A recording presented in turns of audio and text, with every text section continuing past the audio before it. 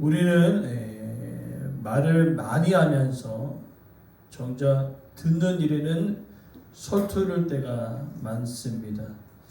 누군가 내게 조언을 해주면 끝까지 듣기보다는 마음속에서 반박을 합니다.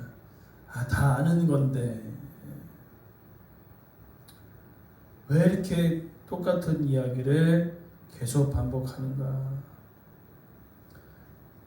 마음에서 이미 그 말을 듣기 거부하고 방어할 때가 많다는 거죠. 이거는 아마 아이들이 많이 경험하지 않을까 생각합니다. 부모님이 이야기할 때 엄마는 더 이 소리 한다. 아빠는 맨날 똑같은 이 소리만 한다. 라고 얘기하면서 듣지 않을 때가 많다는 것이죠. 그러나 아이들만 그러는가? 그렇지 않다는 것입니다. 오늘 우리도 마찬가지로 아이들처럼 하나님께서 우리 가운데 말씀하실 때 아유 하나님 이거 다 아는 건데요. 다 해봤는데요. 이야기하면서 방어를 할 때가 있다는 것이죠. 오늘 본문은 이와 같은 이야기를 이야기하면서 하나님의 말씀을 듣는 자세와 또 말하는 태도를 이야기하고 있는 것입니다. 과연 지혜로운 사람은 어떠한 사람인가? 1절부터 3절에 이야기해주고 있는 것입니다. 누가 지혜로운 사람인가? 어떠한 사람이 하나님 앞에서 바르게 살아가는 사람인가? 오늘 말씀을 통하여서 누가 정말 하나님 기뻐하시는 사람인지를 말씀 통해 우리가 나누기를 바랍니다. 첫 번째로는요, 지혜로운 사람은 훈계를 들을 줄 안다라고 이야기합니다. 잠언의 큰 특징은 대조를 이루면서 이야기하고 있지요. 1절에 지혜로운 아들과 거만한 자가 대조되어 나오고 있습니다. 훈계를 듣느냐, 듣지 아니하느냐, 이것의 이야기를 하고 있는데, 특별히 아비의 훈계는 잔소리 정도를 이야기하는 것이 아니라 하나님의 지혜를 담은 가르침입니다. 그러니까 내 말이 아니라 하나님의 지혜를 담은 가르침이니 말씀이 되겠죠. 이 말씀을 듣느냐 안 듣느냐 그거의 차이가 나타나게 되어지는데 우리는 생각보다 잘 듣지 않습니다. 뭘 안 듣냐면 훈계를 잘 듣지 않습니다. 칭찬을 잘 듣습니다. 격려의 말을 잘 듣습니다. 위로의 말을 잘 듣습니다. 그러나 뭘 안 듣냐면 이거는 저렇고 잘 얘기하다가 맨 마지막 한마디 그런데 이 부분만 고치면 너무 좋을 것 같아요. 그러면 이 부분만 안 들어요. 이 부분만 안 된다는 거죠. 즉 우리는요 누군가 우리에게 이런 부분에 대해서 이야기하면은 내 마음에 스크래치를 내는 것처럼 듣기 좋아하지 않는다는 거죠. 방어부터 한다는 거죠. 그러나 중요한 것은 오늘 이야기하는 선포된 것은 하나님의 말씀이라는 거죠. 근데 하나님의 말씀조차도 우리가 그렇게 반응할 때가 있는 거죠. 하나님의 말씀 가운데 네 삶 가운데 이 부분만 참 고치면 너무 좋을 것 같다 라고 하나님께서 말씀하실 때 듣지 않는 거죠. 내 생각을 좀 내려놓고 내 뜻을 좀 내려놓고 내 자존심을 내려놓고 말씀을 들으면 좋을 텐데 그렇지 않다는 것이죠. 즉 지혜로운 사람과 거만한 사람은 차이가 있는 겁니다. 지혜로운 사람은 이 부분을 좀 고치면 어떨까요? 이야기했을 때 제가 이 부분이 부족했군요. 내가 한번 고쳐보도록 노력해 보겠습니다. 지혜로운 사람. 거만한 사람은 이미 한 귀로 듣고 한 귀로 흘려보내면서 내가 굳이 고쳐야 되겠습니까? 저는 완벽한데요. 고칠 게 없는데요. 라고 얘기하죠. 이런 이야기를 우리 어디서 듣습니까? 우리 아이들에게 듣지 않습니까? 아이들에게 이 부분만 우리 고치면 얼마나 좋을까만 이야기하죠. 아빠 나는 완벽해요. 틀리지 않았어요. 근데 그러한 말을 누가 합니까? 하나님 앞에서 우리가 할 때가 있다는 거예요. 하나님 저 완벽해요. 저 잘 살고 있습니다. 굳이 이야기하지 않으셔도 됩니다. 그런 마음들이 우리 가운데 있는데 오늘 말씀은 이야기합니다. 그렇게 반응하는 사람들을 거만한 사람이라고 얘기하고 있죠. 그러하기 때문에 지혜는 어디서부터 시작되느냐? 듣는 데서부터 시작한다는 것이죠.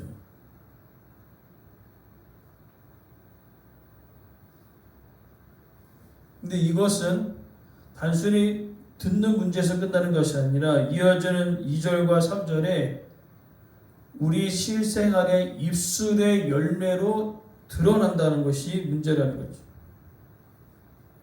그래서 2절 말씀 보니까 사람은 자기 입의 열매를 먹는다라고 얘기하고 있습니다. 1절이 듣는 귀를 이야기하면 2절은 말하는 입을 이야기하고 있습니다.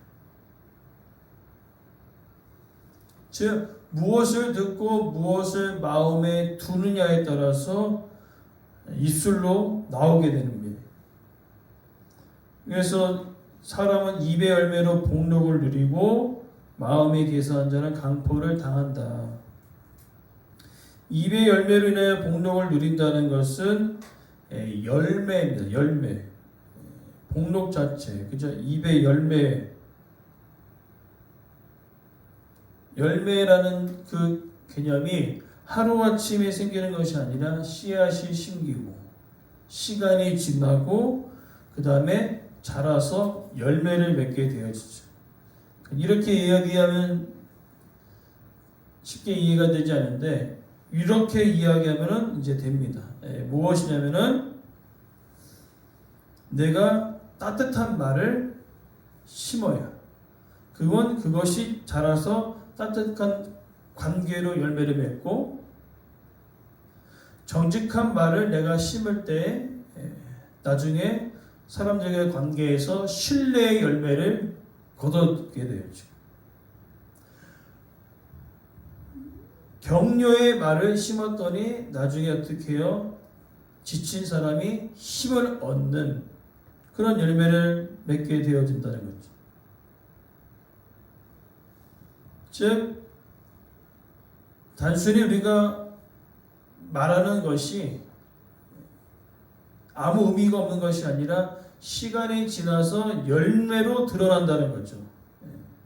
따뜻한 말을 심을 때 따뜻한 관계가 유지되어지고 정직한 말을 심을 때 사람들과의 신뢰의 열매를 거둬지게 돼요. 감사의 말을 심으면 또 마음이 부드러워지는 그런 열매를 걷게 되어지는데 반대로 이제 거친 말을 심으면 이게 시간이 지나 상처의 열매가 맺힙니다. 비난의 말을 심으면요 시간이 지나서 관계가 깨어집니다. 거짓말을 심으면 시간이 지나 사람들과의 신뢰가 완전히 깨어진다는 것이죠. 이게 무슨 말입니까? 말하는 사람은 금방 잊어버리는데요. 듣는 사람은 그것을 오래 간직한다는 것이죠. 그래서 우리는요 입술의 열매를 반드시 기억해야 된다는 거죠.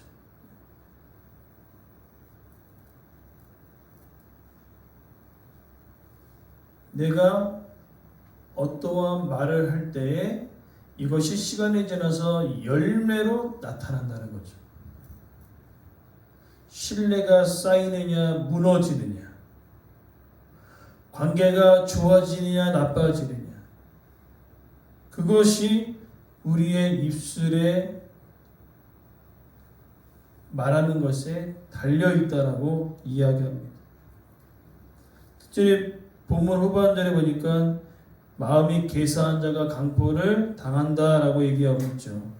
이 괴사한 마음은요, 정직하지 못한 마음, 삐뚤어진 마음, 속임이 있는 마음을 이야기하고 있습니다. 즉 마음이 바르지 못하면요, 말이 바르게 나오지 않는다는 것이지. 그럼 우리는 이제 여기서 알 수 있는 것은 우리 삶 속에 입술의 열매를 바꾸려면 어떻게 해야 되는가? 바로 우리 마음의 뿌리가 달라져야 된다는 것이죠. 그래서 예수님께서도 말씀하셨습니다. 이 마음에 가득한 것이 입으로 표현되어진다. 마음에 감사가 가득하면 감사의 말이, 마음에 은혜가 가득하면 은혜의 말이, 그러나 반대로 마음이 원망이 가득하면 원망의 말, 마음에 분노가 가득하면 분노의 말이 나오게 된다라는 것이죠.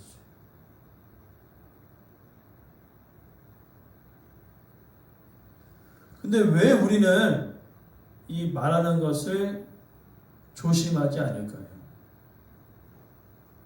왜냐하면 입술의 열매는 당장 드러나지 않기 때문에 그렇다는 겁니다.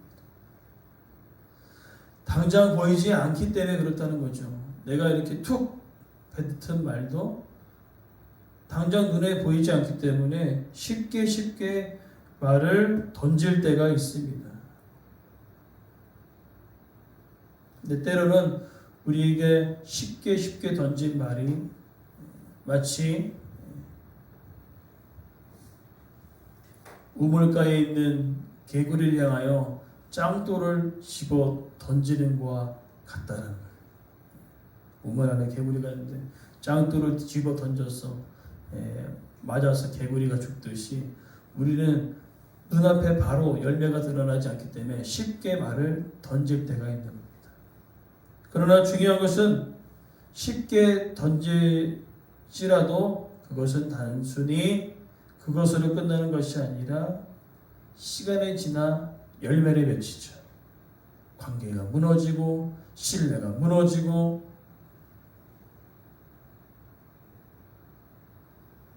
상처가 깊어진다는 것입니다.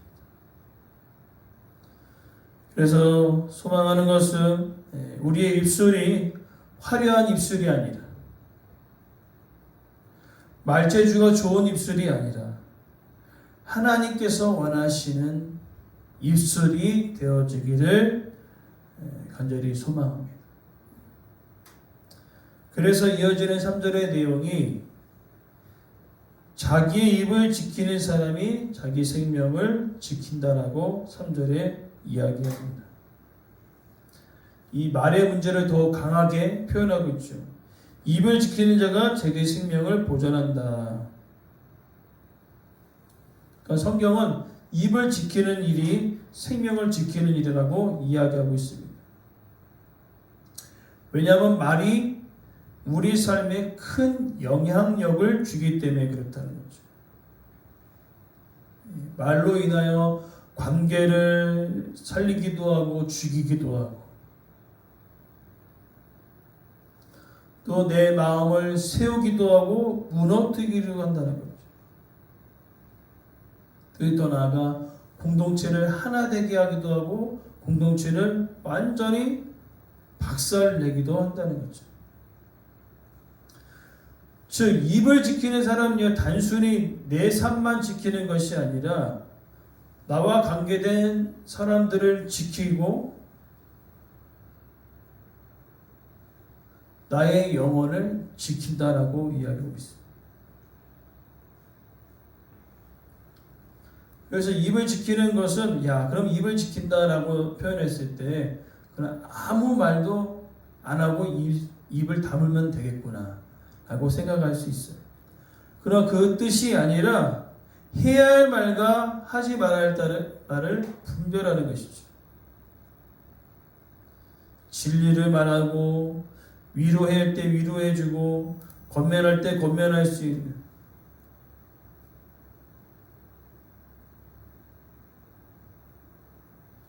그래서 우리는요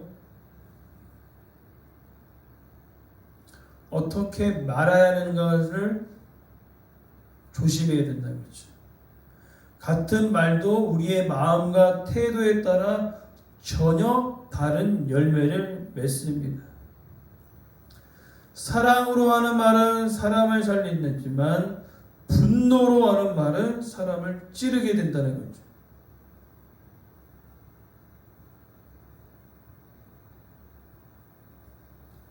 그래서 우리는 말하기 전에 멈추는 지혜가 필요합니다. 우리의 삶에서 얼마나 후회를 합니까? 이거 그냥 아무 생각 없이 내뱉던 그 말 때문에 후회할 때가 많아요. 그냥 하지 말을 걸.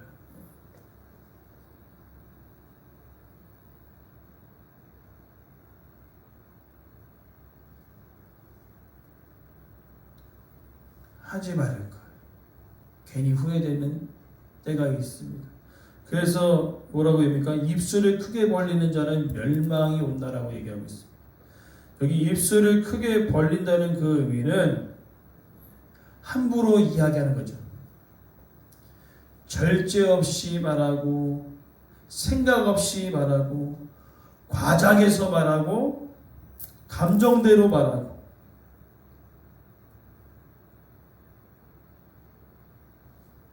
이렇게 이야기하니까 어떻게 됩니까? 작은 일을 큰 문제로 만들어버리고요. 오해를 다툼으로 만들어버립니다. 관계의 문을 완전 닫아버리는 거죠.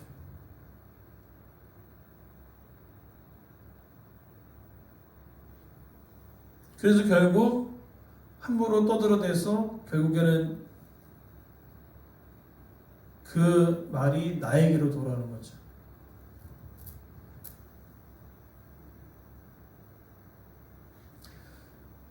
그러면서 우리가 살펴볼 것은 특히 어떻습니까? 가까운 사람에게 함부로 대하는 경우들이 많아요. 먼 사람들에게는 오히려 조심하는데 가까운 사람일수록 함부로 대할 때가 너무나 많습니다. 희한하죠. 나랑 가장 가까운 사람을 더 소중히 여겨야 되는데 그러지 못할 때가 많다는 거죠.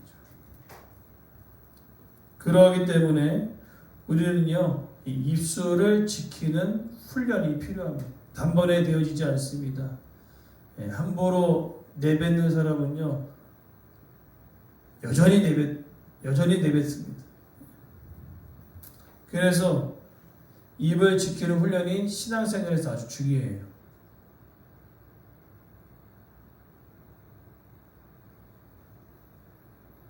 특별히 입을 지키는 훈련은 신앙생활을 오래 했다고 되는 것도 아닙니다. 입을 지키기 위해 노력이 필요하고요. 입을 지키기 위해 기도가 필요합니다. 하나님, 이 방정맞은 입을 주님 고쳐주십시오. 멈춰야 되는데 멈추지 않는 입을 주여 주장하여 주십시오. 우리는 기도해야 된다는 거죠. 이 제어가 안 돼. 그래서 야고보서는 뭐라 합니까? 이 말이 얼마나 무섭냐면은 산을 다 태워버린답니다. 산을 다 태워버릴 정도로 이 입을 제어하는 것이 쉬운 일이 아니라고 얘기하고 있습니다. 그렇기 때문에 우리는 기도해야 됩니다. 하나님, 내 입이 어떻습니까? 아직까지 내 중심으로 이야기하고 있습니까? 상대방을 생각하지 않고 있습니까? 주여 내 입술을 주장하여 주십시오.